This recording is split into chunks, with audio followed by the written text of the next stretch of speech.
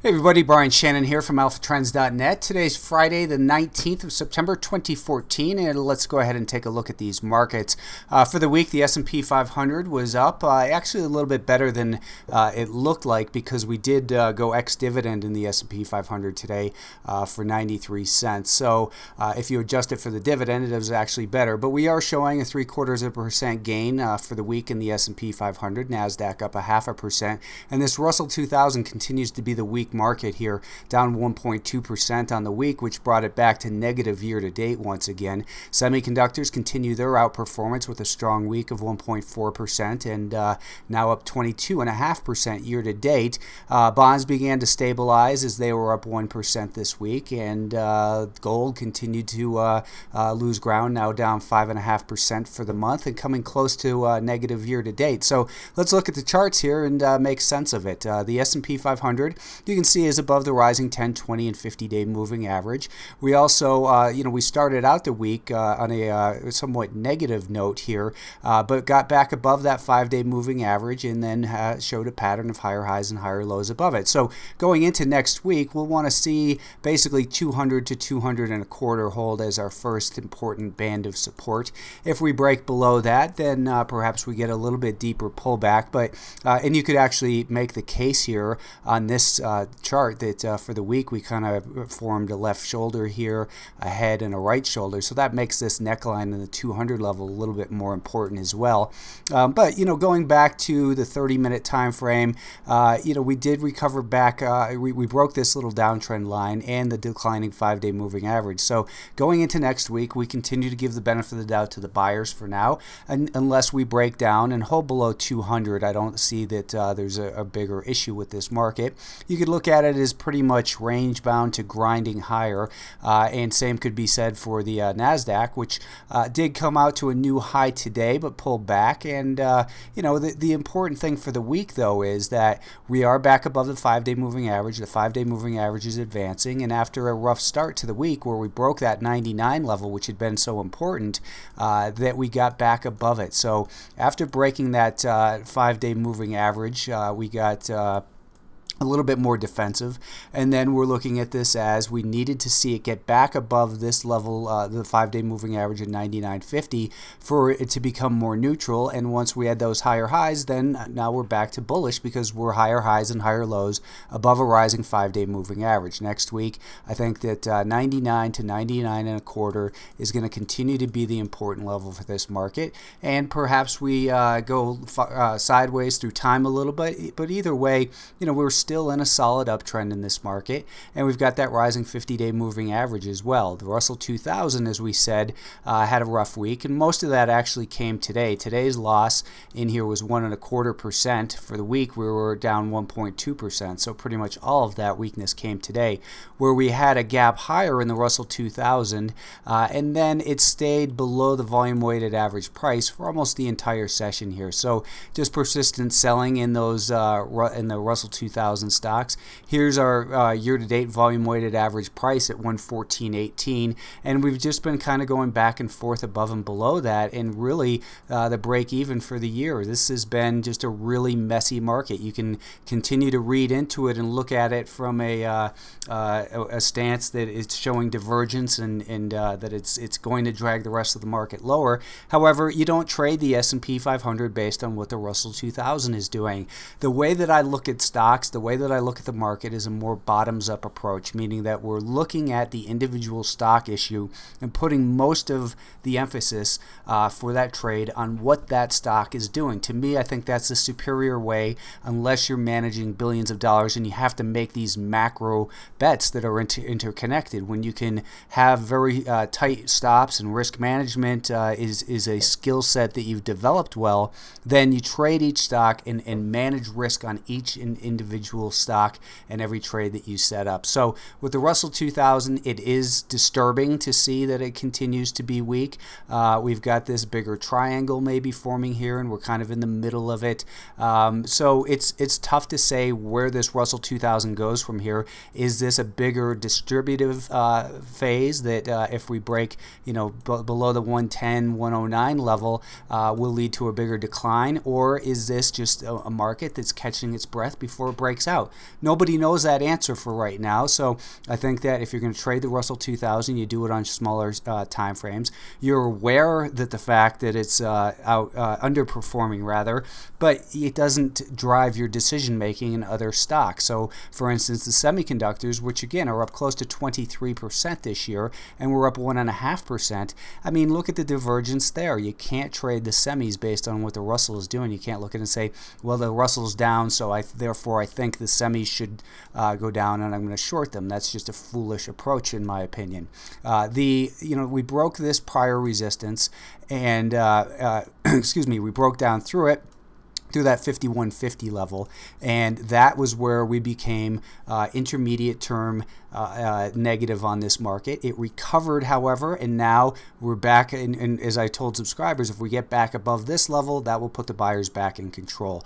Now I think that 5140, 5150 remains the important level for next week. Perhaps we consolidate a little bit more through time, but you can't be bearish about a market that was at an intraday high for the day today. Financials were down 17 pennies, but we've been observing the relative strength here as they were in this range with the higher lows riding that rising 20-day moving average, and then it broke out this week. So whereas other markets were broke below important support levels last week, like the Nasdaq, the financials held up very strong here, and they 2320, 2325 is the key level of support that we were watching, and this was our band of resistance. Well, we broke that, and now we're pulling back to test it. So this resistance is likely to become support. If we break down below 2355 and hold below there for more than a half hour or so, I think that you want to become a lot more cautious on the financials. But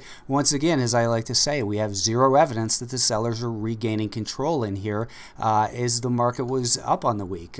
For some of the other markets, gold continued lower, and as I've been saying, this gold in my mind is just a complete waste of time. It looks like it's headed to test the fourth quarter lows from 2013. Silver did even worse. If you look at SLV, there's the downtrend there is even stronger and accelerated even today. So these metals, they don't make sense to me for purchases, and a lot of that, of course, has to do with the inverse relationship to the dollar, and the dollar is very strong here.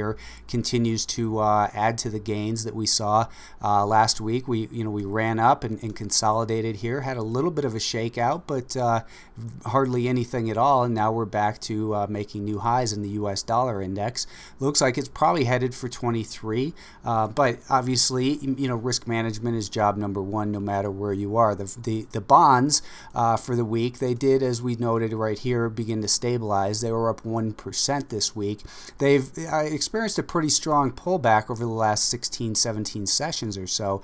None of the moving averages offered support. That's why we look at them not as a place to buy, but as a place to examine the action on a shorter term time frame more carefully to decide whether or not the buyers or sellers are gaining control and whether or not we should take a position based on that. The prior band of resistance that we had seen in here, basically 112.5 to 113.5, is where we found our support today, and this week. And what we also saw today was that the 5-day moving average, which had been declining, was broken, and we broke a level of near-term resistance here. So I think going into next week, perhaps we see some further bounce and recovery in these bonds. On the daily time frame, perhaps they get back up towards about 115.5, 116, and with a 5-day moving average advancing, I would say if you're looking to go long bonds, wait for them to pull back first. Don't buy them after they've had this big rally of 1.5 points. You buy, you anticipate those moves, and if you miss them, then you wait for them to pull back and show signs that the buyers are regaining control again. So for the bonds, I think that we see them drift higher next week. Volatility was down to all-time lows once again in the VXX. And again, this is a flawed product. It It gets these bounces that gets people all excited, but they quickly fail. And here this week, volatility spiked when we saw some selling earlier in the week, but quickly came back even further. So again, that is just a flawed product. That's the only way to look at the VXX. Apple is continuing to just kind of digest in here. Really, I still don't see any real advantage to getting long in this area. We've got 102.5 to 103.5 has been a little bit of resistance in here.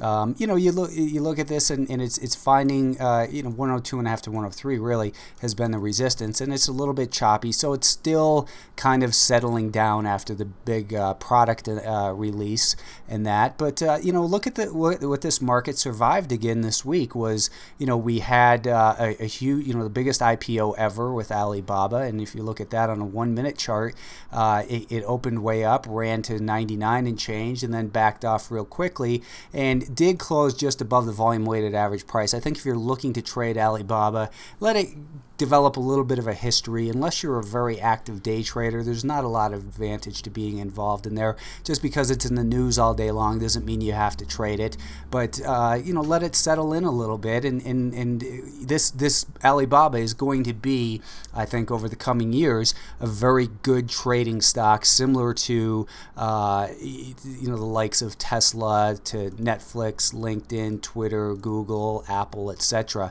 So, and you can see here there were some big moves in these stocks at the end of the day. Anyways, let's go back to Tesla for a moment. That got hit a little bit in here today after earlier in the week, Monday, it gapped down, and it broke an important level of support, and it's below a declining 5-day moving average. So what I like to look at it a lot of times is the volume weighted average price since the event, which is right here, and that's right now right about where we are at about 259. On a bigger picture on the daily time frame, we've still got a rising 50-day moving average, and the stock found support in this prior area where it had support. But I think you have to be very defensive about Tesla. Next week, if we see a recovery, I think the best way for it to unfold would be to rally up towards 265, pull back, have that 5-day moving average flatten out and begin to rise, and then we would want to be long on strength. But right now it's too early to find any advantage at all in there. Microsoft continues to break out. This is one we were involved in Alpha Trends today, because we just keep getting these nice little consolidations here, and it gives us these great opportunities for buy purchases without a lot of risk. So if you're involved in Microsoft, I think today we look at this level and see that that's an important level going forward for next week, the 5-day moving average, and it continues to show further strength in here on this monthly time frame as well. Other stocks, let's see, Twitter looked like it had a real bad start to the week, and then there was a lot of trash talk about them being a bunch of pot smokers and that. But for the week, the buyers won in Twitter.